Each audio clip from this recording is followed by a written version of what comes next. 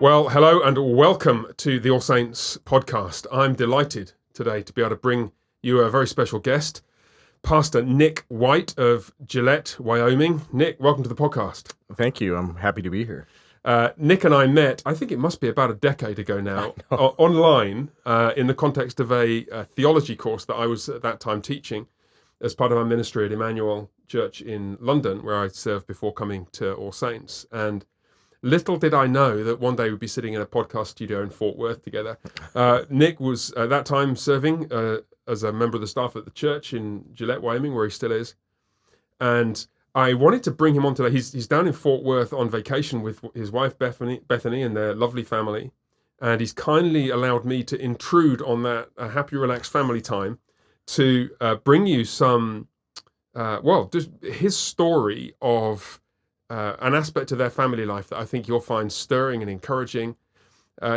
Just for a bit of context in terms of how I thought about this before inviting Nik on, members of All Saints will remember that last Sunday, so that will be the 4th of August, I began my sermon by making reference to the value of Christian biographies and autobiographies. And what I'm thinking about there really is the fact that we benefit immensely from trying to get some, albeit second-hand, knowledge of what other Christians endure, what other Christians go through, just in the ordinary course of their lives. And it can introduce some very helpful perspective into the lives that we experience, which for most, not all, but for most of us, are really a good deal more comfortable. And so seeing Nik down here in Fort Worth and meeting his family, meeting him for the first time, and being reminded of some of the things that they've done as a family, I thought, what a wonderful opportunity. And I hope you'll find that this little strand of his story encouraging as we talk about it. But before we do that, Nik, let me just ask you to tell us just a little bit more broadly about yourself, the church you're a part of. To give us a 2-minute sketch of your ministerial biography before we jump into the family stuff. Okay. Yes. Well, I attend a medium-sized community church in Gillette, Wyoming, Calvary Community Church, and we've had the church itself has had kind of an interesting history, but I went on staff there, I think in 2011 as part of a mentoring program to basically help train pastors, and so I was kind of the guinea pig of that. So, we started that process then, and they began kind of throwing me in different areas of responsibility, whether that was youth ministry or worship ministry, and so forth. And while volunteering and becoming part of the staff there, I was also taking courses for my Bachelor of Divinity, and just kind of seeking out good theological resources at the time. And I found you. Yeah. So while you were looking for good resources, you also found me. All right. That's included in the good resources. But and I think I was so blessed by doing the systematics course that we did, and so we've kept in touch over the years. But yeah, so right now I pastor there as an associate pastor and sort of wear many different hats. Yeah. And we're also part of a program that trains other pastors. We have another kind of under our wing right now, and so that's how I got started. Yeah. And so just so people know a bit of the geography of Wyoming, you're in the top right-hand corner, right? The northeast corner. Yeah. And energy capital of the world, as they say. Really? Gillette.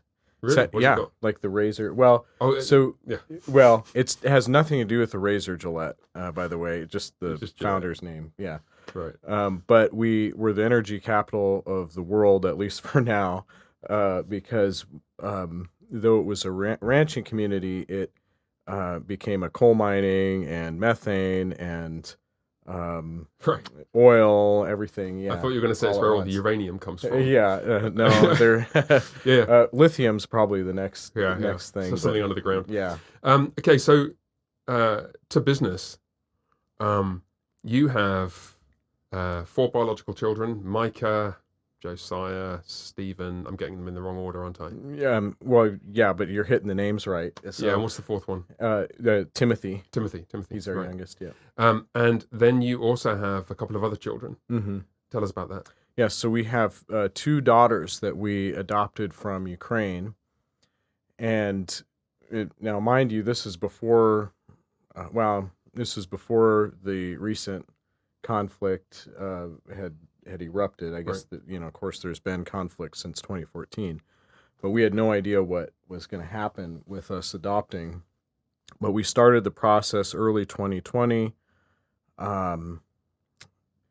How we even got involved in this is kind of funny. Beth and I, we've always wanted to adopt children, and we just felt it was a calling that and a responsibility to take for us. And so when we felt like the kids were old enough, we went through a hosting group called Host Orphans Worldwide. And our friends and some members of our church had been part of the staff there. They were volunteer staff there. And so they'd always been encouraging members of our church or other people, hey, host these kids. And what the program was is they'd take kids from orphanages and they would get to spend time with families in the U.S. as part of a program to kind of encourage them to be adopted. So as you may know, some of these orphanages are high target areas for human trafficking or just even war. Young boys going into the conflict right away in Ukraine or something. And so this just gives them another option than the ones that they have. Right. Just speak to us a bit about the human trafficking piece. So the 2 girls, your 2 daughters, Lara and Yulia, they were in an orphanage in Ukraine. And typically what would happen when a child is no longer a child? What happens in those kind of contexts? Yeah, well, usually by the time they're 16, they phase out of the program that they're in the orphanage, and a lot of them are just released after that. So some of them can go into vocational training, and I do have to say the orphanages have gotten, as we've heard, I guess, a lot better, especially since the 90s. There was a lot of efforts to really build up a lot of the orphanages. So the ones that we got to visit, we were imagining it would just be a mess, but when we got there, they had some pretty good programs and things. The facilities were not. The facilities weren't run down or anything, yeah. But that was, you can imagine that. I can't imagine releasing, 16-year-old and just say, all right, good luck. You're done. Yeah, you're done without no support system or And clearly in that kind of situation, so a 16-year-old, even a 16-year-old has been raised in a really stable environment, loving parents, lots of great role models. There are some 16-year-olds who'd handle life pretty well. Sure. And certainly historically that wouldn't be abnormal. But these are kids who've not had all of the natural advantages. Some of them, part of the reason why they're in the orphanage in the first place is not necessarily because their parents had died, although perhaps some had, but they've actually been abandoned by their parents because of physical handicaps or mental ill health. A lot of alcoholism. Right, so fetal alcohol. In fact, that was the case for one of our daughters. Right. Had experienced that. Yeah, and so a 16-year-old at that kind of stage of life, with that kind of background, sayonara, you're on your own now, son. You mentioned human trafficking and military service.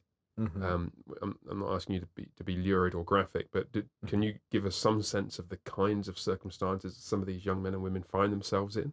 Yeah, it is common for a lot of the I don't know if I should say common, but maybe I should say It's not it's unknown a to us. targeted. Yeah, it's not being addressed as much. The issue of, and I thinking of particularly these young women who seems like they can be targeted and groomed either online through just social media or different things, and kind of brought into it at certain stages. Mm-hmm. So and that it's really scary and hard, but Right. there are actually, you can imagine this, there's a will, there's a way. So if there's people making a lot of money off of the children who are being trafficked, they find ways into these systems. Right. They'll find a way. Yeah, and these orphanages are just, sometimes the biggest targets. Right, because it's an identifiable source of vulnerable young people who've got nobody looking after them. Yep, and their own trauma situations are already kind of set them up for maybe abuse later on. Right, right. So we've got some sense of the barest outlines of the background, and if nothing intervenes, the possible future of some of these young people. Mm-hmm.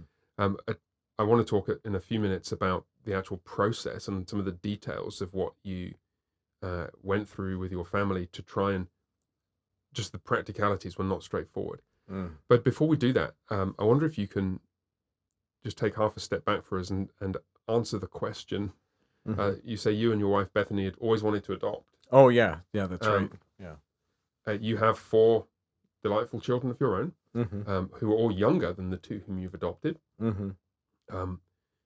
Obviously, some people who are tragically unable to have children adopt, and they're thrilled to be able to build a family that way, and that's a wonderful blessing for Mm-hmm. those kids whom they adopt. But that motive was not part of the picture for you guys. You've been blessed with 4 children, biological children of your own. So can you talk to us about why you'd always wanted to adopt? Well, sometimes I ask myself that. I mean, depends on how they behave, and then I ask that more. But no, yeah. So when it just our faith, it was something we felt called to do, and because we care about life, we care about, I don't know, it just was something that we had always wanted to pursue, and I'm not sure always where that came from, right? But just a calling. Yeah. And you've spoken about other organizations and individuals whom you were in touch with, who are part of your community in the church and in Gillette. Yeah. Do you think those people influenced you and kind of kept that door open? And yeah, absolutely. In fact, I think they influenced us to adopt earlier than we would have. Right. Because in our minds, we imagined our kids would grow up, they'd leave the house, then we would adopt. Or at least in my mind, maybe for Beth it was different. But just the opportunity had arisen because of the influence that we had, seeing this other family who was involved in the organization, their passion for the ministry they were doing. They constantly ask us every year, will you host? Right. This is the kind of short-term residential. Yeah, short-term. Yeah. You have them for a month, and then they get to what they've shown. And the reason why they do that is they've shown that studies that were done with kids in these orphanages, where if they got to experience a family life, especially if they hadn't before, and if they came from a dysfunctional setting like this, having them experience kind of a normal family life would help them maybe make decisions for themselves in the future. Right. And is that the legal requirement in Ukraine in particular, that a child age 16 has to actually be willing to they have to consent. Right, they have to consent. I mean, you wouldn't want to adopt a child who didn't want to be adopted anyway, right? Regardless of the legal situation. But I guess so. It's part of a way of saying to a child who's only known either an orphanage, which for all its strengths might be still an orphanage, or a dysfunctional family background. You're trying to show them, look, there's this third way. There's a mum and dad and perhaps siblings who would love you, and it will be different from what you've known in some difficult ways, but different in some good ways. And you're trying to almost give them a vision for their future. Yeah, absolutely. And so so we did the hosting process, and again, we were influenced by our friends, and um, but we knew that if we hosted, that we would want to pursue the adoption. So we were kind of already gearing ourselves up for that, Bethany and I. And so in 2020, we hosted our first daughter, Lara, and another little boy who he became adopted shortly after he went back to the orphanage by, I guess, an Irish couple. Yes. And so anyways, we continued to pursue adoption with Lara, and then the COVID fiasco hit. Yeah. And we this is kind of hilarious from our point of view as a family, because we know a little bit about handling government administration in the US and the UK during COVID. I cannot imagine what it's like handling Ukrainian and Russian government administration. They're I don't know. Yeah, it was a little interesting because for every adoption set of paperwork that we would have to do, we'd have to fill out 4, 5, 6 copies, because for them, if you're writing and even the ink doesn't make connections in your signature, they'll just toss it. And so we would always make several copies, sign them all, and just tons of paperwork, tons of dealing with all the red tape. And so let's jump into that process then, because so you, through feeling a sense of a call, in the sense of this is something we could do, it's something we feel that it would be a good thing to do, it's a desire the Lord has placed within our hearts, and you've wisely not just decided, oh great, I'll just jump straight in and adopt. You're actually taking those baby steps. Not as a baby step, but you're gearing yourself up for the reality of what it would be like to have a child from outside your family join you with these residential periods, and then you decide at some point, okay, we want to try and pursue this, perhaps with one of the children whom you've got to know. So can you talk us through what that process was like? And obviously there were some circumstances in Ukraine in more recent years which impinged on that. Talk us, give us that family biography that will help us to see what you and your daughters have experienced. We so once we decided that, after we hosted, we almost knew we wanted to adopt right away, but of course that set in motion a lot of prayer. And I think from right away, Beth and I just kind of came to this conclusion together that, well, God's for adoption. This is a whole, what are we doing as Christians? How else are we going to come into the family of God except through adoption? So it just hit us at well, so God's for it. He's given this opportunity. We might as well do it. And so we decided we're just going to go through that. And it was hard. There was a lot of, especially as we're going, you take a turn around the corner, there's more red tape, or, for us, COVID stretched things out more than a year, which was hard for us because, sometimes we'd be in the middle of the process and we'd see other couples who started later than us kind of, go get their child before us, or, those kinds of things. So it brought with it a lot of personal growth, in the sense that we would have to take our anxieties and struggles and just give them to the Lord and say, look, God, you wanted us to do this, help us. And you're for adoption, so help bring him in. And that point you just made, I want to come back to the narrative in a second, because there's there were some details we're talking about over lunchtime, which I'd just love to hear from you. But Mm-hmm. the point you just made, you're for adoption. Like, this is a thing that the Lord does. Mm-hmm. I think it is a profound and fascinating point, because the way that we join the family of God is by being adopted. Yeah. And that's not a metaphor that is empty of substantive content. Mm-hmm. God's fatherhood is the fatherhood from which all human fatherhood derives its name. So human fathers are patterned on the Father. And so it makes sense to say that Christian families are supposed to be patterned on the way that God our Father relates to us. Mm-hmm. And so the way you frame it fascinates me, because so on the one hand you're not saying, and I've never heard somebody who's adopted a child say this, everybody should do this. Right. In fact, I've heard people who I respect very greatly who've adopted children who said, this isn't for everybody. It's not something that everyone is in a position to do. It probably will be unwise for some people, but, and then there's always the but, which is the wise but, because what it does is says, yeah, but hold on a second.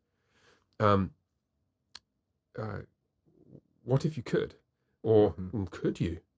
And the process by which you come to that conviction just fascinates me, because it's as though you allow yourself to be exposed progressively to the possibility. And as you do so, simultaneously your desire and conviction strengthens, and you are being more equipped by the Lord to do what 6 months previously you wouldn't have been able to do. And so you see this really extraordinary process of Christian growth in you. It's not, I'm repeating back to you kinds of things you said Sanctification, to me. maybe. But also you're seeing there is somewhere between this is what everybody should do and this is just purely optional. Yeah, absolutely. There are some, and I think about pastoral ministry perhaps is like this. I want to say most people should not become pastors. Right. And that's obviously true. But in some way, everybody is called to be a priest in some sense. So right? a lowercase p pastor. Yeah, right. I've been talking about this in terms of in the context of preaching through 2 Timothy. We don't all need to be elders and deacons. Right. Perish the thought. But lowercase l leaders in the church, people worthy of being followed, is a vocation that we all ought to be ready to fulfill. But there is at one end of the spectrum, perhaps you'd say you've got, look, this is not something for everybody. Right. And at the other end, it's like, this is for everyone. But in the middle, there are those callings where circumstances place a kind of constraint upon you where you can't say no. You kind of can't say no. So I thought this. I think so. Yeah. The analogy I guess I think about is some of the biographies that I mentioned last Sunday. I mean, there are a bunch of wartime biographies, and there's people who joined the Dutch or French resistance or German resistance during the Second World War, and sacrificed immensely as Christians, perhaps to protect and house Jewish people who were being persecuted, or just to fight against Nazism in their homeland. And it's not the case that everybody who's a Christian today in America needs to go and find a war like that to fight in. Right. But there are some people who are placed in a circumstance where, come on, it's obvious what you got to do. What you ought to be doing is laying down all of the things you thought you were going to go to college, you wanted to go and be a nurse, you wanted to be an academic, you wanted to be a school teacher. Well, the Lord needs you in the French resistance, looking after fleeing Jewish refugees. And that's what faithfulness looks like for you. And I guess part of me wants to say that the temperament and the disposition that is ready to say, Lord, I'm at your disposal, is the temperament that we all ought to be aspiring to. And to the extent that we grasp the opportunities that we have, we find the Lord strengthening us for them. And you read 2 Corinthians and you see Paul's deep professions of his personal weakness and inadequacy. and at the same time, the strongest affirmations of how the Lord has strengthened him, precisely as he has taken up the vocation that was laid before him. It is in between the everybody must do it and this is just an option. There is that middle way, right? Yeah, absolutely. And in fact, you might say for some people, kind of like what you're saying, you should do it. And I think, things to consider. How is God? I mean, what kinds of context? What context are you in? So how is God helping you learn with your own children? How is that going? Those kinds of things. There are a lot of situational factors that might make you think. I think, if I care about ministering to other people, if I care about life, maybe I should consider how, at least that option. There's more than one way of being pro-life. Right? Yeah, exactly. And I think that was, you hear people say that all the time, that if you're pro-life, why don't you do something about it? Well, I understand not everybody can adopt, and there are definitely situations where I would recommend, okay, don't adopt or wait or something like that. But I do think if you can sit back and think, I think we could do this, it's something to prayerfully consider. Yeah. Well, I'll say one other thing, and this, again, I'm at risk of embarrassing you by flattering you, but it's not flattering you, it's about the Lord. Having just met your family in the last few days, having known you online for years, but meeting Bethany, but particularly getting to know your children. They're your boys, are young boys, and they are a pure delight to be with. And they're great kids, aren't they? Yeah. And they're fun until they're not. Yeah, like any kids. But just in a pragmatic sense, anybody who's considering adoption, any Christian who's considering adoption, you want to say, well, that's wonderful. Let's bend every effort to being the very most faithful Christian parents that we can be with our own kids, shall we? Because yes, and this is not to set some kind of arbitrary benchmark of behavior, but just to say, what's the best way of framing it? Perhaps it is to say that you want to be the kind of family that another child would want to join. Oh yeah, that's a good point. And that's a challenge to all of us, right? To be the best parents we can be, regardless of what the Lord may have in store for us in the future. Yeah, what has God given you? How can you increase those talents rather than bury it? Yeah. So pick up the threads for us, and that kind of excursus. Just wanted to explore that for a moment, but pick up the threads.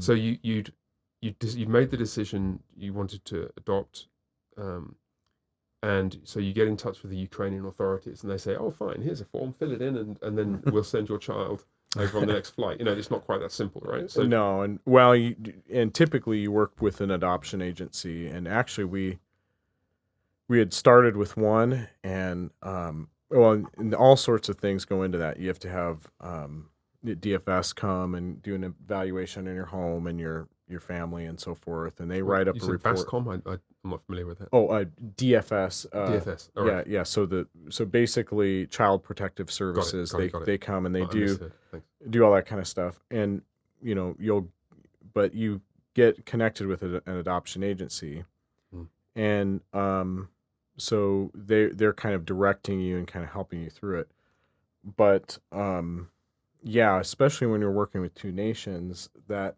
gets interesting because I know it's still paperwork and I know it's still money when you adopt from the U.S. and we need people to do that, of course. But if you choose to do it from outside the states, then you're working with that nation's policies, that nation's paperwork, basically. Right. And there's all that kind of process. And so when we started it in 2020, it was literally, I think, weeks before the lockdowns hit. And so So that we had the Can't write lockdowns. the script, can you? Yeah. So the lockdowns hit, and so that extended our process out because a lot of things within the government slowed down, because you would have people like basically in lockdown, so they were either working from home or they were, coming to the office sporadically. So it kind of slowed that process down, and there was a lot of times we'd have to be calling, checking and those kinds of things. But the the craziest thing was after we had gone through that first big hiccup, which was the lockdowns and COVID, and we were finally able to adopt Lara. Our other daughter, Yulia, we were almost finished with that process. In fact, we got right to the place where the Ukrainian courts declared her our daughter, and a week later the war broke out between Russia and Ukraine. And so, well, it was just like one thing after the next after that. So once the war hit, and I remember there were actually families who would still fly in and risk and get their kids, and there were times I regretted not hurrying up and just going and flying in and getting Yulia, because I think you could probably forgive him for making that decision that way. I mean, not all those flights were coming back. Yeah, it was, and we didn't know what was happening. I mean, right. You know where she is. Yeah, exactly. So, well, she was in an orphanage. Did you? Yeah, we knew what happened with that. Well, so within weeks, that area, that territory, was occupied by the Russians. Oh wow!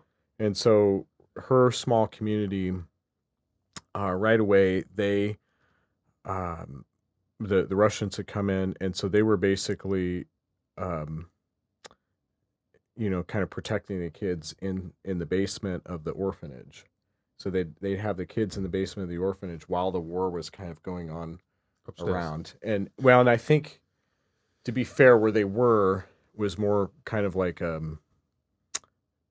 I don't know, it was just Russian occupied. So there's still bombs flying around.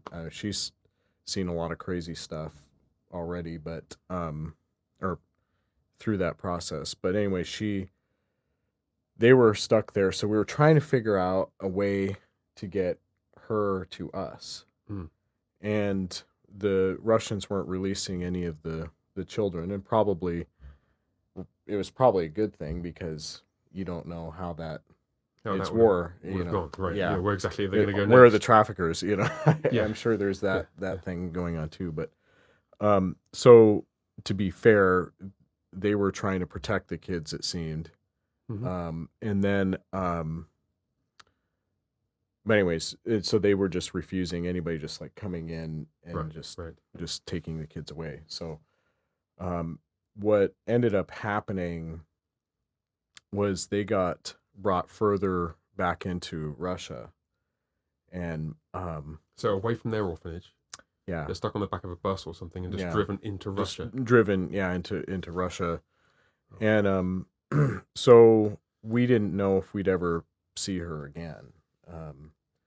We thought that she would. Anyways, we made some attempts though while she was there. There was a missionary friend of ours who actually had gone to Ukraine and was working with a team of I don't know what you call them, kind of military kind of people, to kind of go in and get some of these orphanages or people. And so there was kind of already an effort kind of being worked in to get them. And so they would join up trying to get where Yulia's orphanage was. But we had one moment of kind of false hope. This would have been a few months later. The timeline just kind of escapes me because it's just boom, boom, boom. But a few months later, we had heard that they had got the orphanages out and that they were in Poland. Right. And so Beth was excited. So I stayed back because I was working. So I stayed back with the kids, and she flew to Poland to pick her up with her brother. And so the kids had their bags packed. They're all ready. They're waiting outside the orphanage, and the bus never came. And then shortly after, the Russians took over that area.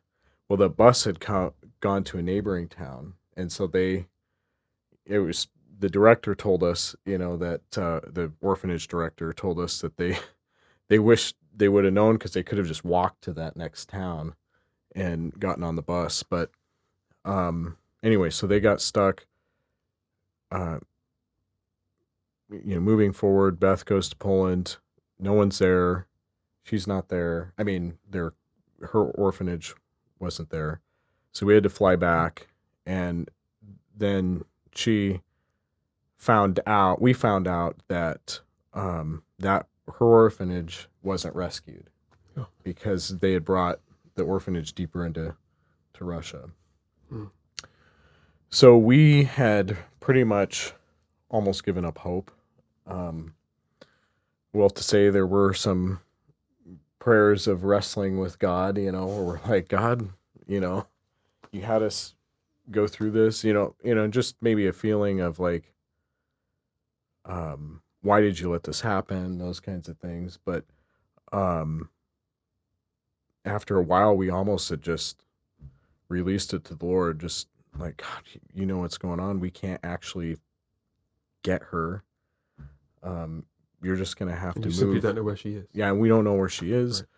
You're going to have to do something. And all of a sudden, this is during Christmas of 22. So in December 2022, we heard that her orphanage may have been rescued and that they needed to confirm that and so forth. So we kind of were like, yeah, we've had this happen before. And we don't know whose orphanage they rescued, but we'll see. And then it was right after Christmas,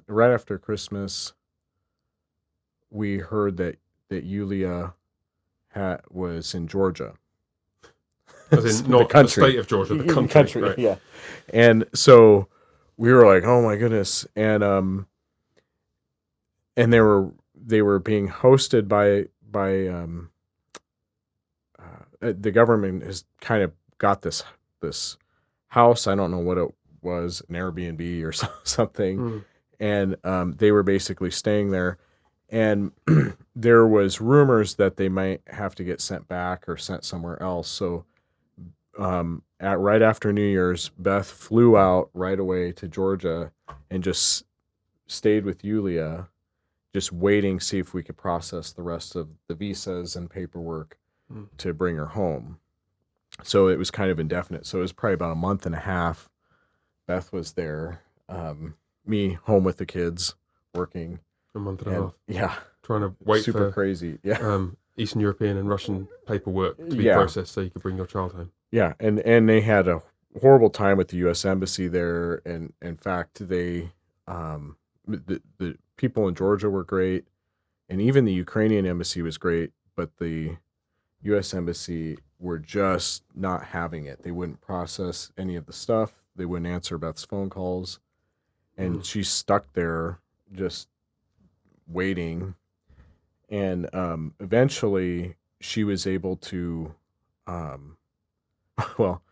we decided, we're just going to have to take a train ride or, get to Poland. And because Poland was processing people no problem. Right. And they had no problem with it. So we thought, we'll get to Poland, they'll process everything, and then we can go. Well, once she contacted the Polish embassy to kind of start getting that set up, they got mad at the U.S. Embassy in Georgia. And I don't know what happened. They spoke over somebody's head, and then all of a sudden they contacted Beth right away and got the whole process going. So. Right. So you're running into government administrative headaches where those of us the biggest problem we've had is trying to get the IRS to process our forms on time. We've never seen anything like it. Can you talk to us about? I don't want to obviously you want to be sensitive in talking about your children and about how they're feeling, but can you give us some sense of what this is like for Yulia and Lara? It must be, to say traumatizing is not really doing justice to the experience. Can you give us some sense of what they've gone through? Not asking for prurient details, but just how they feel and how they process their past and their experience. Yeah. Well, it's been hard. Both of them have completely different personalities and completely different perspectives on it. For one, and a lot of it had to do with the trauma that they experienced before. Yeah.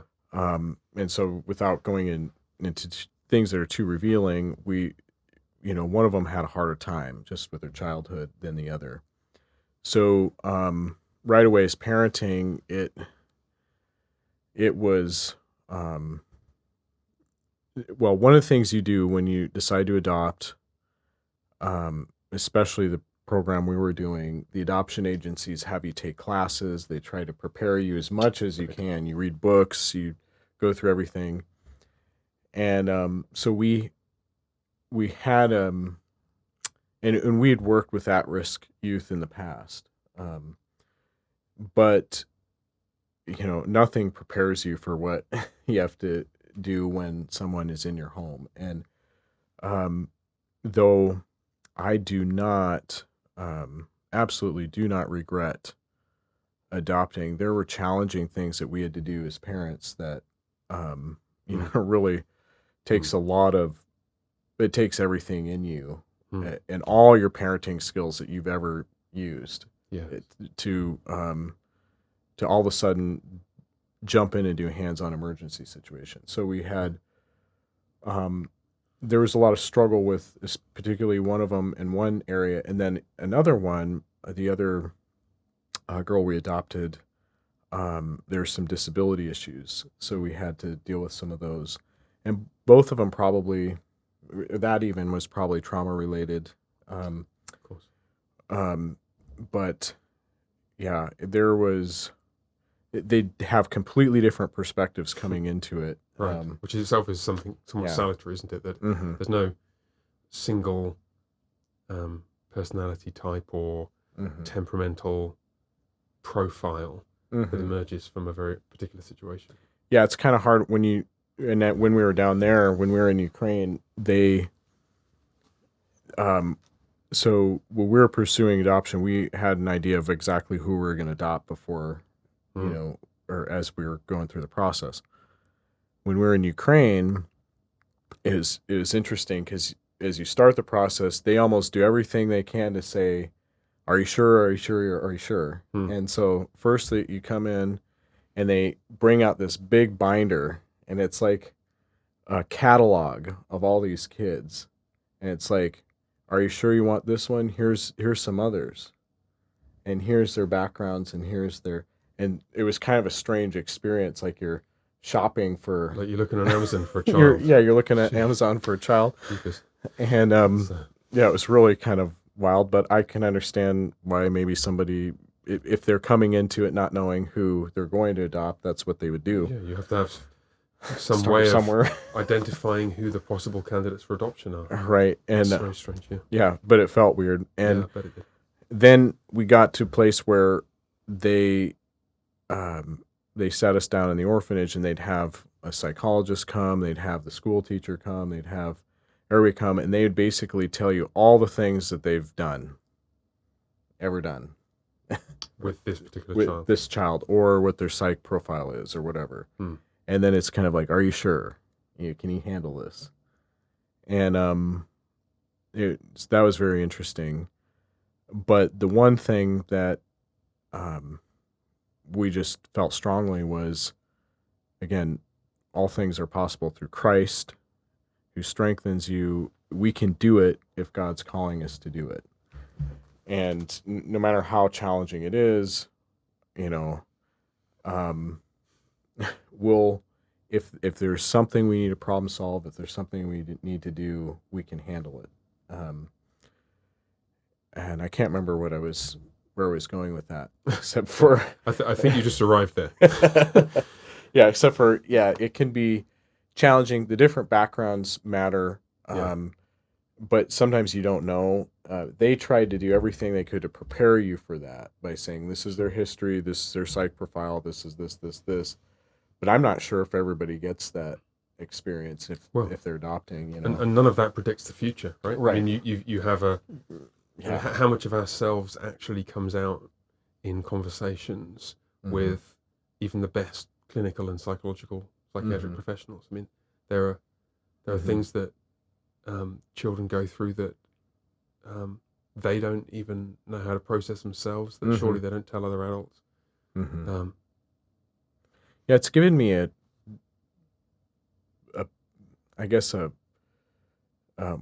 more fuller picture than I had before of like child development, where you can see how your children are being developed in a home.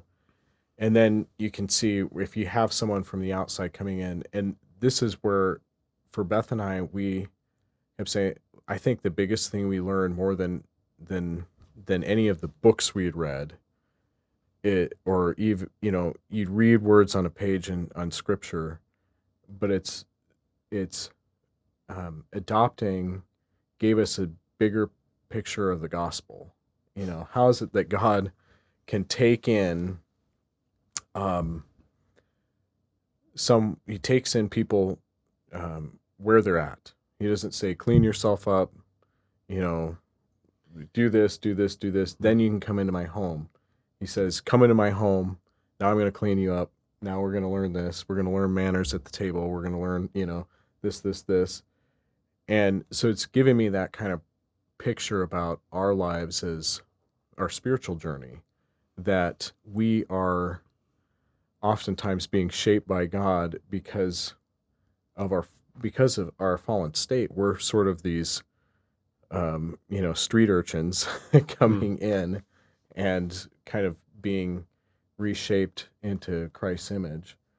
And I think it's just given me a bigger appreciation for the gospel, a bigger sense of what does it mean for us to be adopted, and what does it mean to bring people into our home. And that can even be out of hospitality. It could be out of real adoption or whatever else, or just taking responsibility in our ministries over other people. What does it mean to bring people into our space and to allow the Holy Spirit to shape our lives?